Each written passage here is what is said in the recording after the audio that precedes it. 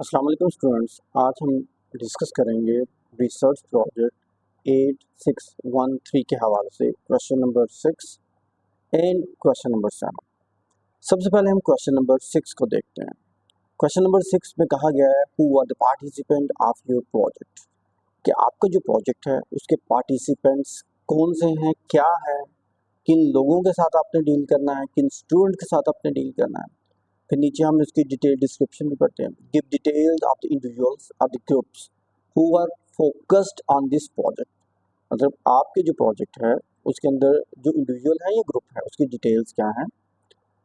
The early grade students whose handwriting in Urdu was not good and the class and the students of the class 8 who didn't have good communication। उन्होंने example के तौर के ऊपर ये बताया कि अगर एक स्टूडेंट जो है उसकी हैंड राइटिंग नहीं है, उसमें कम्युनिकेशन स्किल नहीं है, तो फिर उसके हवाले से उन्होंने थोड़ा सा गाइड किया। इसको हम थोड़ा सा डिटेल में देखते हैं।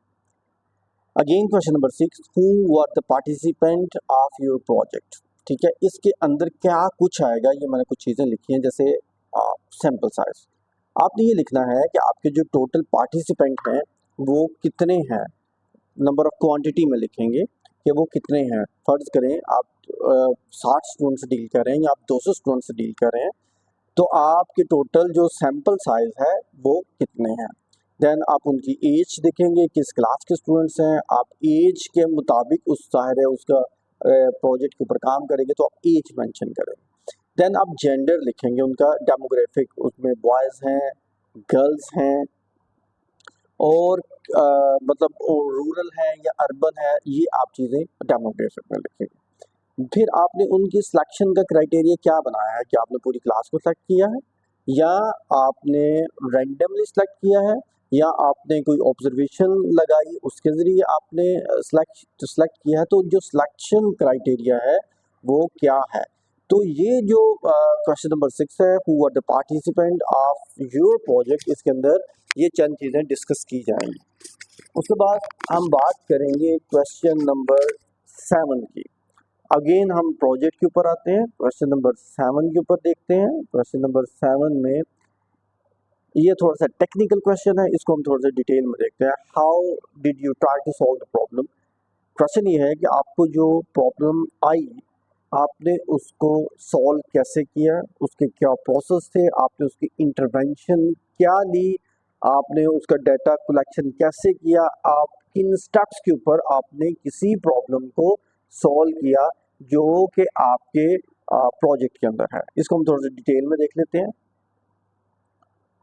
Again question number 7, how did you try to solve the problem. ठीक है, अब जब हम किसी प्रॉब्लम को सॉल्व करें तो पहली चीज जो उसके अंदर होती है वो problem identification and need assessment, कि आपने उस प्रॉब्लम को आइडेंटिफाई कैसे किया। आपको कैसे पता कि देयर इज अ प्रॉब्लम।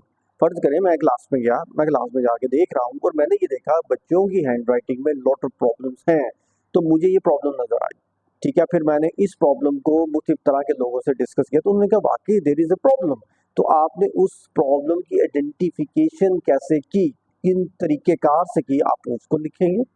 फिर उसके बाद आपने जब प्रॉब्लम को आइडेंटिफाई कर लिया, फिर आपने उसका इंटरवेंशन क्या की, मतलब उस प्रॉब्लम को सॉल्व करने के लिए क्या मेजर्स लिए गए, उन मेजर्स में आपने क्या कुछ किया, उसकी इंटरवेंशन के लिए आपने क्या चीज़ें प्लान की, वो उसको हम कहेंगे डिज़ाइन द इंटरवेंशन।